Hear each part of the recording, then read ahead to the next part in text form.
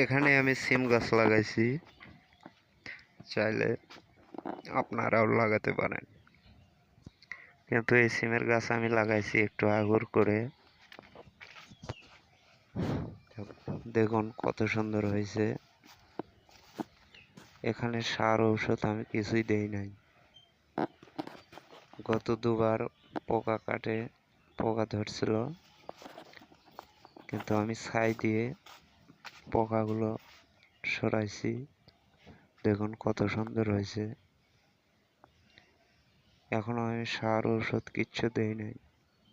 এটি শুধু এক খরা গাছ লাগাইছি তিনটা বীজ দিয়ে গাছ রোপণ করেছিলাম।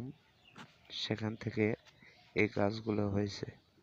এখন গাছগুলোর ফুল আসবে, তারপরে ফল ধরবে। চাইলে আপনারাও লাগাতে পারেন।